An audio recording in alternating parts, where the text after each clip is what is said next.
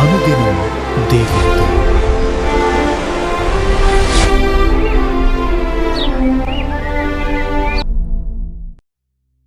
Praise the Lord. అనుదినం దేవునితోనే కార్యక్రమాన్ని చూస్తున్న మీ అందరికీ మన ప్రభువైన రక్షకుడైన యేసుక్రీస్తు ఘనమైన నామంలో వందనాలు. ఉదయకాలం దేవుని వాక్యం చూసుకుందాం. మత్తయి సువార్త 24వ అధ్యాయము 37 నుంచి 39వ వచనం వరకు. మనుష్య కుమారుని రాకడ గూర్చి మీరు అనుకొనని గడియలో మనుష్య కుమారుడు వస్తాడు గనుక మీరు సిద్ధముగా ఉండుడి. నోవహు దినములు ఎలాగుండెనో మనుష్య కుమారుని రాకడయు అలాగే ఉండును. జల ప్రళయమునకు ముందుటి దినములలో నోవహు ఓడలోనికి వెళ్ళిన దినము వరకు వారు తినుచు త్రాగుచు పెండ్లి చేసుకొనుచు పెండ్లికిచ్చుచు ఉండిరి. జల ప్రళయము వచ్చి అందరినీ కొట్టుకొని పో వరకు ఎరుగక ఉండిరి. అలాగే మనుష్య కుమారుని రాకడయు ఉండును. మత్తయి సువార్త 24-25 అధ్యాయాలలో చదివినప్పుడు యేసు ప్రభువారు ఏకాంతంగా ఉన్నప్పుడు శిష్యులు ఆయన యొద్దకు వచ్చి, బోధకుడా, నీ రాకడకు యుగ సమాప్తికి సూచనలేవి అని అడిగినప్పుడు ఆయన చెప్పినటువంటి బోధ ఇది. యుగ సమాప్తికి సంబంధించినటువంటి సూచనలో భాగంగా యేసు ప్రభువారు 3 ఉపమానాలను చెప్పినాడు. మొదటి ఉపమానం నమ్మకమైన దాసుని గురించినటువంటి ఉపమానం.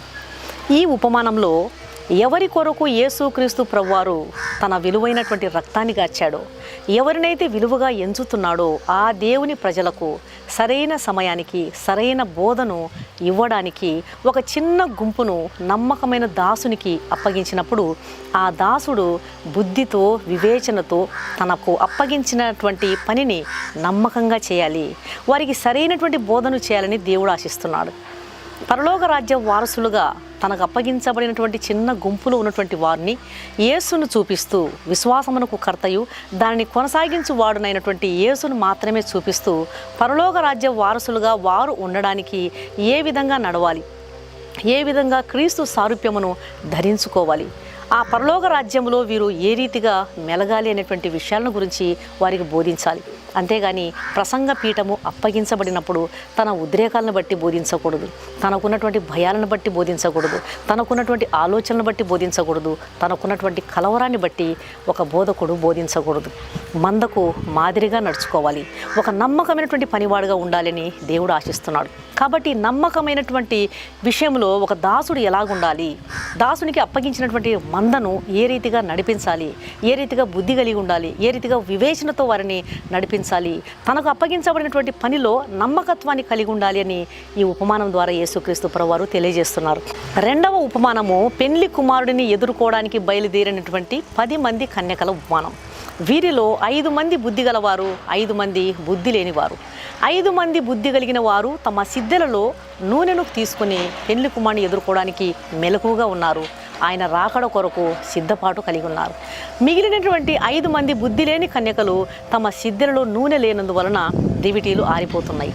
ఈ ఉపమానంలో దివిటి ఎంత అందమైనదైనా, దివిటి ఎంత చక్కనిదైనా, దివిటి ఎంత ఖరీదైనదైనా సరే నూనె లేకపోతే ఆ దివిటి వ్యర్థమే, దాని వలన ఎవరికి ఏ ఉపయోగము లేదు. అలాగే మనము కూడా మనం ఎంత సీనియర్లమైనా, ఎంత పెద్ద విశ్వాసులమైనా, ఎన్ని సంవత్సరాల నుంచి యేసుక్రీస్తును సొంత రక్షకుడిగా అంగీకరించినాను అని చెప్పుకునే వారమైనా మన దివిటీలలో ప్రార్థనాత్మ గనక లేకపోయినట్లయితే, మెలకువ గనక మనకు లేకపోయినట్లయితే, ఆయన రాకడ కొరకు సిద్ధపాటును కలిగిన వారంగా మనం లేకపోయినట్లయితే మన దివిటీల వలన ఏ ఉపయోగం లేదు. మనము కలిగినటువంటి ఆత్మీయత వలన ఏ ఉపయోగం లేదు. మనము కలిగినటువంటి సీనియారిటీ వలన ఏ ఉపయోగం లేదు. కాబట్టి మనుష్య కుమారుడు తాను ఏ గడియలో ఏ రోజు వస్తానో తెలియదు. కాబట్టి అందరూ మెలకువ కలిగి ఉండండి, సిద్ధపాటు కలిగి ఉండండి, మెలకువతో ప్రార్థన చేస్తూ ఉండండి. తమ సిద్ధెలలో నూనె అయిపోకుండా, దీపాలు ఆరిపోకుండా పెండ్లి కుమారుని ఎదుర్కోవడానికి మనము సిద్ధంగా ఉండాలని యేసుక్రీస్తు ప్రభువారు మనకు సెలవిస్తున్నాడు. కాబట్టి ఈ ఉపమానం ద్వారా మనం తెలుసుకోవాల్సినటువంటి విషయం ఏమిటంటే, సిద్ధపాటు కలిగి ఉండాలి, మెలకువ కలిగి ఉండాలి, ఎల్లప్పుడూ ప్రార్థనాత్మను కలిగి ఉండాలని యేసుక్రీస్తు ప్రభువారు తెలియజేస్తున్నారు. 3వ ఉపమానంలో ఒక మనుషుడు దేశాంతరమునకు వెళ్తూ తన ఆస్తిని తన దాసులకు అప్పగించినటువంటి ఒక ఉపమానం. ఒకనికి 5 తలాంతులు, ఒకనికి 2 తలాంతులు, ఒకనికి 1 తలాంతులు. ఎవని సామర్థ్యము చొప్పున వానికి ఇచ్చి వారికి ఆ తలాంతులను డెవలప్ చేయమని చెప్పి తాను దేశాంతరానికి వెళ్ళిపోయినాడు. తలాంతు అనేది కేవలం డబ్బు మాత్రమే కాదు, సామర్థ్యాలు, బాధ్యతలు. దేవుడు మనకు అప్పగించినటువంటి ప్రతిదీ, అది సమయం కావచ్చు, ధనం కావచ్చు, సేవ చేసేటువంటి భాగ్యం కావచ్చు, లేదా ఏదైనా కావచ్చు, దేవుడు మనకు అప్పగించినటువంటి ప్రతి బాధ్యతను మనము సక్రమంగా నెరవేర్చాలి. దేవుని ప్రయోజనం కొరకు వాటిని డెవలప్ చేయాలి. అప్పగించినటువంటి దానిని ఎలా చేశారు అనే దాన్ని బట్టి దేవుని తీర్పు మనం పొందుతాం. క్రైస్తవులందరూ కూడా తమకు అప్పగించినటువంటి బాధ్యతను సక్రమంగా చేయాలని, కష్టపడి పనిచేయాలని దేవుడు ఈ ఉపమానం ద్వారా మనకు తెలియజేస్తున్నాడు. దేవుని సేవకుల దగ్గర పరిచర్య చేసేటువంటి బిడ్డలు తమ పనిలో నమ్మకత్వాన్ని కలిగి ఉండాలి. దేవుని సేవా పరిచర్యను ముందుకు తీసుకువెళ్ళడానికి తమ శాయశక్తుల కృషి చేయాలి. సంపద విషయంలో కానీ, సమయం విషయంలో కానీ, ప్రార్థన చేసే విషయంలో కానీ, దేవుడు ఇచ్చినటువంటి పరిచర్య విషయంలో కానీ, ఏ విషయంలోనైనా సరే దేవుడు ఒక పనిలో నిన్ను నియమించినప్పుడు ఆ పనిని నమ్మకంగా నెరవేర్చాలి. నమ్మకంగా దేవుని పనిని ముందుకు తీసుకువెళ్ళాలని దేవుడు కోరుతున్నాడు. శిష్యులు యేసుక్రీస్తు ప్రభువారు తమకు అప్పగించినటువంటి పనిని ముమ్మరం చేసినారు కాబట్టి, సువార్తను చాలా వేగంగా వ్యాప్తి చేసినారు కాబట్టి మనకు ఇంతవరకు దేవుని సువార్త మన దాకా వచ్చింది. మనం కూడా క్రీస్తు యొక్క ప్రేమను, ఆయన త్యాగాన్ని తెలుసుకోగలుగుతున్నాం. దేవుని సువార్తను ప్రకటించే పనిలో శాయశక్తుల కృషి చేయాలని దేవుడు కోరుతున్నాడు. అలాగే దేవుని సేవకుల దగ్గర ఉంటూ తమ మద్దతును తెలుపుతూ దేవుని పనిని ముందుకు తీసుకువెళ్ళాలి. మెలకువగా కలిగి ఉండాలి, నమ్మకత్వాన్ని కలిగి ఉండాలి, సిద్ధపడి ఉండాలి, ప్రార్థనాత్మతో మనం నింపబడి ఉండాలని దేవుడు సెలవిస్తున్నాడు. నమ్మకంగా ఉండాలి, సిద్ధపడి ఉండాలి, మెలకువ కలిగి ఉండాలి, కష్టపడి పని చేయాలని యేసుక్రీస్తు ప్రభువారు సెలవిస్తున్నారు.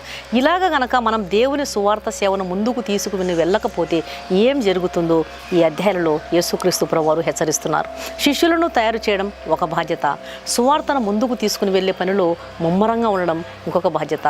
ఎల్లప్పుడూ ప్రార్థనాత్మను కలిగి ఉండడం, అనేకుల కొరకు, సేవకుల కొరకు, సువార్త పరిచర్య కొరకు, అనేకమైనటువంటి గ్రామాల కొరకు, రక్షణ లేని ప్రజల కొరకు ప్రార్థించడం మరి ఒక బాధ్యత. కాబట్టి దేవుని బిడ్డలారా, ఈ ఉపమానాల వలన మనం తెలుసుకోవాల్సినటువంటి విషయం, కష్టపడి దేవుని పరిచర్యలో మనం ముందుకు సాగాలి. మెలకువగా ఉండి, సిద్ధపడి, ఎల్లప్పుడూ ప్రార్థనాత్మను కలిగి ఉండాలి. దేవుడు అప్పగించిన పనిలో మనం నమ్మకస్తులమై ఉండాలి. ఇవన్నీ కూడా దేవుడు మనకు బోధిస్తున్నాడు. కాబట్టి ప్రభు అప్పగించినటువంటి పనిలో మీరు ఎక్కడ ఉన్నా సరే, ఏ పనిని మీకు అప్పగించాడు, బిడ్డల్ని పెంచడం ఒక బాధ్యత, ఉద్యోగంలో నమ్మకమైనటువంటి సాక్షిగా ఉండడం ఒక బాధ్యత, సేవ పరిచర్యలో నమ్మకంగా ఉండడం ఒక బాధ్యత. ఏ పనిని దేవుడు మనకు అప్పగించాడో ఆ పనులన్నిటిలో కూడా నమ్మకత్వాన్ని కలిగి ఉండడానికి, కష్టపడి పనిచేయడానికి, సనుగు కొనకుండా సువార్త పరిచర్యలో మెలకువ కలిగి ప్రార్థనాత్మను కలిగి ఉండడానికి, ఆయన రాకడ కొరకు సిద్ధపడి ఉండడానికి ప్రభు మనకు కృప చూపునుగాక. కళ్ళు మూసుకోండి, ప్రార్థన చేస్తాను. పరిశుద్ధుడైన మా ప్రియ పరలోకపు తండ్రి, ఉదయకాలం మీరు ఇచ్చిన శ్రేష్టమైన వాక్కుకై స్తోత్రం నాయన. మీ రాకడ అతి సమీపంగా ఉంది, సిద్ధపాటు మాకు దయచేయండి. మీరు చెప్పిన ఉపమానాలు నెరవేరుతున్న కాలంలో, యుగ సమాప్తి కాలంలో మేమున్నాం. మా ప్రియమైన తండ్రి, నమ్మకమైన దాసుని ఉపమానం ద్వారా మీరు అప్పగించిన పనిలో నమ్మకత్వం కలిగి ఉండాలని హెచ్చరిస్తున్నారు. మాకు ఇచ్చినటువంటి పనిలో, ఇచ్చిన తలాంతులను, వరాలను వాడే విషయంలో, అప్పగించిన మందను పోషించే విషయంలో నమ్మకత్వం కలిగి ఉండటకు సహాయం చేయండి. రాక కొరకు మెలకువ కలిగి ఎదురు చూసే వారెముగా ప్రార్థనతో సిద్ధపడి ఉండటకు సహాయం చేయండి. నమ్మకత్వం, మెలకువ, కష్టపడే తత్వం మాకు దయచేయండి. ఈ వాక్యం వింటున్న ప్రతి బిడ్డను దర్శించండి, దీవించండి తండ్రి. ఎగ్జామ్స్ కోసం ప్రిపేర్ అవుతున్నటువంటి ప్రతి బిడ్డకు కూడా మీరు సహాయం చేయండి, మంచి జయము దయచేయండి. గర్భిణీ స్త్రీలకు సుఖమైన ప్రసవం దయచేయండి. గర్భఫలం లేని వారికి మీ సహాయం అందించండి. వివాహం కావాల్సినటువంటి బిడ్డలకు సరైన జీవిత భాగస్వామిని దయచేయండి. ఆర్థికంగా ఇబ్బందుల్లో ఉన్నటువంటి ప్రతి ఒక్కరిని ఆదుకోండి. అనారోగ్యవంతులను ముట్టండి, స్వస్థపరచండి. దయతో నా ప్రార్థన ఆలకించమని యేసు నామమున అడిగి వేడుకుంటున్నాను తండ్రి, ఆమేన్. ఈ వాక్యం విన్న ప్రియమైన దేవుని బిడ్డలారా, దయచేసి దేవుని వాక్యం అనేకులు విని మేలు పొందే విధంగా దేవుని వాక్యాన్ని షేర్ చేయండి. ఈ ఛానల్ను సబ్స్క్రైబ్ చేసుకోండి. మీ ప్రార్థన అవసరాలను కామెంట్ సెక్షన్లో తెలియజేసినట్లయితే మీ కొరకు తప్పకుండా ప్రార్థన చేస్తాం. ఈ వాక్యం విన్న మీలో ఇంకా రక్షణ పొందని వారు ఎవరైనా ఉన్నట్లయితే దయచేసి క్రీస్తు ప్రభువారికి మీ హృదయాన్ని ఇవ్వండి. ఆయన కలువరి శిలువలో మీ కొరకు తన రక్తాన్ని గార్చినాడు. ఆయన రక్తంలో కడుగుబడితేనే ఒక పాపికి రక్షణ, నిరీక్షణ, పాప క్షమాపణ. కాబట్టి ఆయన ఇచ్చే ఉచితమైన రక్షణను స్వీకరించండి. ఆయన ఆహ్వానాన్ని తృణీకరించవద్దండి. ప్రభు మీ ఆత్మలను రక్షించునుగాక. God bless you.